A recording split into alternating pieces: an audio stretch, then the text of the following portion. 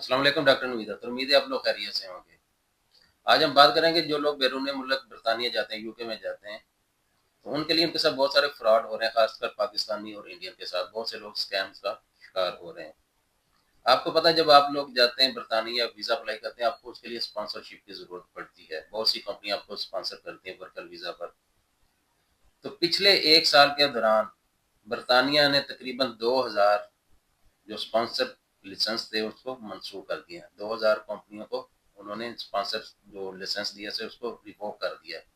उसकी वजह क्या थी? उसकी वजह यही थी कि ये कंपनियां फ्रॉड कर रही थी, ये कंपनियां स्कैम कर रही थी, ये एक्सप्लॉइट कर रही थी लोगों को।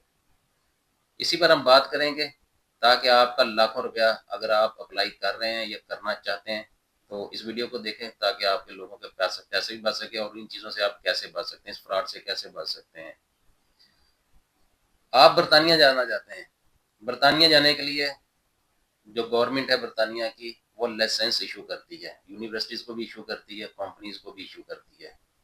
तो कंपनीज वो लाइसेंस गवर्नमेंट से लेती हैं और उस लाइसेंस की बुनियाद पर वो स्पॉन्सरशिप ऑफर करती हैं, सर्टिफिकेट ऑफ स्पॉन्सरशिप देती हैं। और उस सीओएस को लेकर आप क्या करते हैं, आप वीज़ा अप्लाई करते हैं और सीओएस पर जो रेफरेंस नंबर लिखा था वो वीज़ा एप्लीकेशन पर लिखते हैं और उसके बाद फिर आपको वीज़ा मिल जाता है। तो कोई बगैर स्पॉन्सरशिप के आपको वीज़ा नहीं मिलता। अभी हो क्या रहा था? वो ये रहा था कि 2022 में जब कोरोना आया, कोरोना के बाद बरतानिया के अंदर बहुत सारी मैन पावर की शॉर्टेज होगी। केयर के अंदर, केयर इंडस्ट्री कह लें या केयर सेक्टर कह लें, बहुत से लोग नर्सेज, डॉक्टर्स और जो केयर टेकर होते हैं, जिस तरह घरों में होते हैं, ओल्ड हाउसेज में होते हैं, हॉस्पिटल्स में होते हैं, उनकी कमी होगी। उस कमी को पूरा करने के लिए एक तो बरतानिया ने अपने मुख्तलिफ जो लॉज थे उनको रिलैक्स किया और दुनिया के मुख्तलिफ ममालिक जिनमें खासकर पाकिस्तान, इंडिया, फिलीपींस वगैरह शामिल थे, इनसे मैन पावर को हज़ारों की तादाद में मंगवाने का एक प्रोग्राम बनवाया। पहले सिर्फ केयर सेक्टर में जो जाते थे लोग वीज़ा पर वो सिर्फ नर्सिस और डॉक्टर्स होते थे। लॉज में थोड़ी सी अमेंडमेंट की गई और उसके बाद केयर असिस्टेंट और सपोर्टर के तौर पर और लोग भी जाना शुरू हो गए। तो यहाँ से एक ऐसा काम शुरू हुआ कि जिससे बहुत से फ्रॉड ने जन्म लिया। मुख्तलिफ कंपनियों को कहा गया कि आपको लाइसेंस इशू करते हैं। बहुत सी कंपनियां, हज़ारों कंपनियों ने अपने आप को रजिस्टर्ड करवा लिया और हज़ारों कंपनियों ने लाइसेंस इशू कर लिए। उनमें बहुत सी कंपनियां जो थी वो फ्रॉड कंपनीज थी। उन कंपनियों ने उस लाइसेंस की बुनियाद पर बहुत से लोगों को ऑफर की और उसके बदले में उन्होंने पैसा डिमांड किया। आपको पता है कि बरतानिया के कानून के मुताबिक आप अगर किसी को स्पॉन्सर करते हैं तो उसकी कोई फीस नहीं है और ना ही आप किसी को उसकी कोई फीस देंगे। अगर कोई आपसे वो फीस मांगता है तो वो इलीगल है।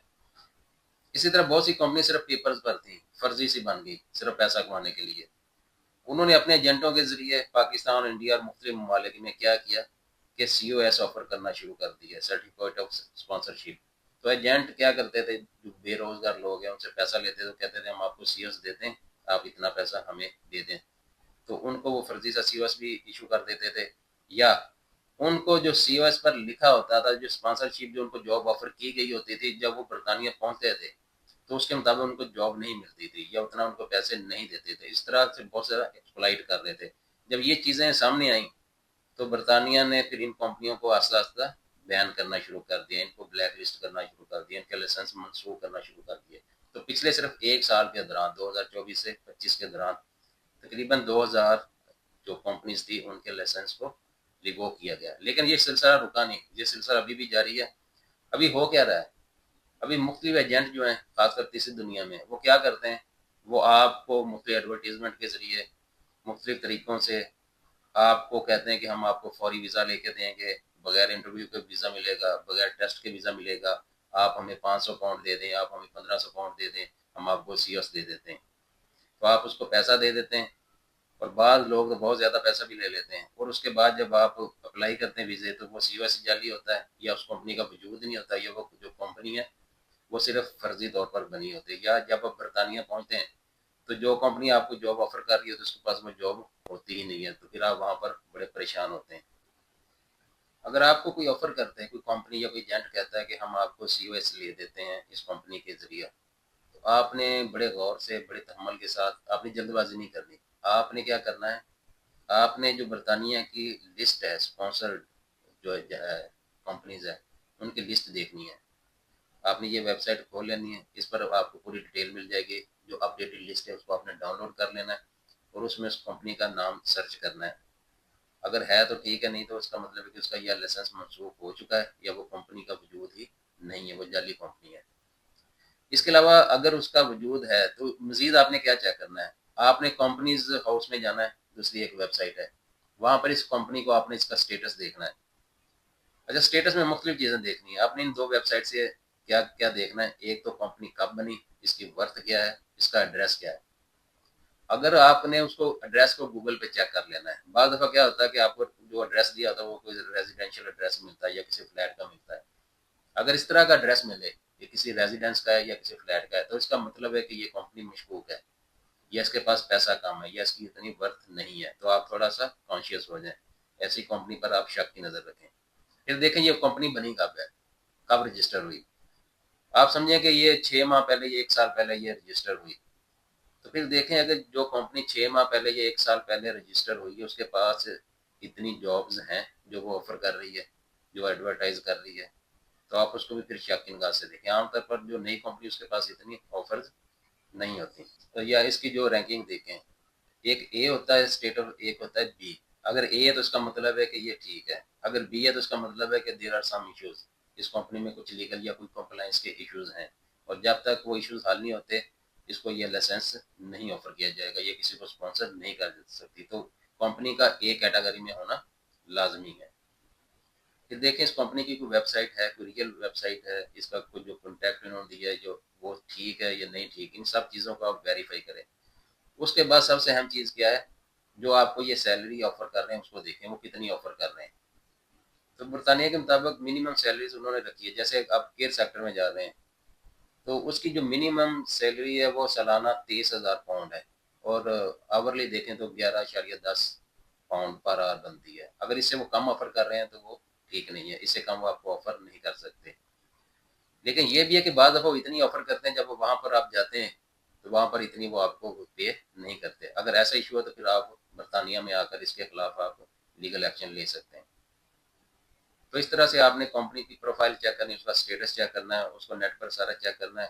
ویریفائی کرنے کے بعد آپ نے, ہاں اگر کوئی کمپنی یا ایجنٹ آپ کو بار بار کہتا ہے کہ آپ کا ٹیسٹ نہیں ہوگا, آپ کا انٹرویو نہیں ہوگا, انٹرویو کے بغیر آپ کو لے جائیں گے, تو اس کا مطلب ہے یہ اسکیم ہے. کسی بھی جگہ پر جاب کرنے کے لیے آپ کا ٹیسٹ بھی ہوتا ہے اور آپ کا انٹرویو بھی ہوتا ہے. جو اس طرح کی لالچ دیتے ہیں اس کا مطلب کہ وہ آپ کو برطانیہ تو لے جائیں گے لیکن وہاں پر جا کر آپ کو ایسے ہی چھوڑ دیں گے, ان کے پاس کوئی جاب شاپ نہیں ہوگی, پھر آپ نہ ادھر کے رہیں گے نہ ادھر کے رہیں گے. تو اس چیز کا خیال کرنا ہے. جو آپ کو اس طرح کی لالچ دیتے ہیں نا, گارنٹی کا ویزا ہے, بہت جلد ویزا ہے, تو ان چیزوں سے آپ نے بچنا ہے. ہر ویزے کا ایک پروسیس ہوتا ہے, اس کا وہ ٹائم پورا لگاتے ہیں. جو آپ کو یہ کہہ رہا ہے کہ آپ اتنا جلدی جلدی پے کر دیں, کل تک اتنا پے کر دیں, پرسوں تک اتنا پے کر دیں, آپ کو سی ایس مل جائے گا, تو آپ نے وہاں پر بھی کان کھڑے کر لینے. کسی کو جلدی پیسے اپنے پے نہیں کرنے. ان چیزوں کا آپ نے خیال کرنا ہے.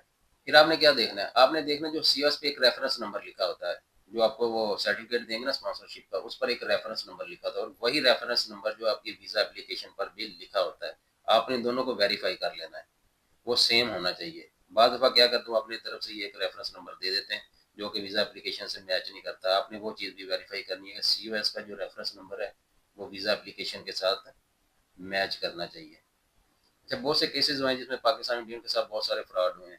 بہت سے کیس سامنے ہیں, بہت سے کیس سامنے نہیں بھی ہے. جیسے ایک پاکستانی اس نے بتایا کہ اس سے تقریباً 5,000 پاؤنڈ اس سلسلہ میں لیا گیا تھا, اور اس کو جو جاب آفر کی گئی تھی وہ اس کو نہیں ملی. اس طرح کے بہت سے کیسز سامنے آئے ہیں. اگر آپ کا تعلق پاکستان سے ہے تو آپ نے کسی بھی ایجنٹ پر یقین نہیں کرنا. آپ نے کیا کرنا ہے, پاکستان کی ایک ویب سائٹ ہے اوورسیز پاکستانیوں کے لیے, bureau of immigration and overseas employment. تو جو بھی ایجنٹ ہے آپ نے اس کو اس ویب سائٹ پر دیکھنا ہے کہ وہ اس میں رجسٹرڈ ہے کہ نہیں ہے. بہت سے جو لوگ رجسٹرڈ نہیں ہیں وہ بھی یہ کام کر رہے ہیں, تو اس ویب سائٹ پر جا کے آپ نے اس کی رجسٹریشن کو چیک کرنا ہے. تو ان سب چیزوں کو آپ نے چیک کرنا ہے, اس کے بعد پھر آپ نے ویزا کے لیے اپلائی کرنا ہے. تو یہ چند باتیں تھیں باہر جانے کے لیے ہوتا ہے کہ آپ نے پوری عمر کی جو جمع پونجی وہ اکٹھی کی ہوتی ہے 40-50 لاکھ کروڑ روپیہ، تو آپ کیا کہتے ہیں جنٹوں کے ہاتھوں چڑھ جاتے ہیں، جو جعلی کمپنیوں کے ہاتھوں چڑھ جاتے ہیں. پھر جب کچھ لوگ برطانیہ پہنچتے ہیں، کچھ پہنچتے نہیں، جو برطانیہ پہنچ جاتے ہیں ان کو وہ جاب ملتی نہیں، وہ پھر نہ ادھر کے رہتے ہیں نہ ادھر کے رہتے ہیں. اگر ایسا کوئی واقعہ پیش آ جاتا ہے تو پھر گورنمنٹ جو برطانیہ کی وہ آپ کو 60 دن دیتی ہے. 60 دن کے اندر اندر آپ نے دوبارہ کوئی اور اسپانسرشپ دیکھنی یا خود اپلائی کرنا ہے. 60 دن کے بعد آپ کا یا وہ ویزا کینسل کر دیں گے اگر برطانیہ کے اندر ہے، اگر برطانیہ نہیں گئے تو پھر وہ آپ کو ویزا دیں گے ہی نہیں. ان چیزوں کا خیال کرنا ہے. اس ویڈیو چینل کو آپ سبسکرائب کریں اور بیل آئیکن دبائیں. اوورسیز پاکستانیوں کے لیے ہم اپڈیٹ لاتے رہیں گے. شکریہ.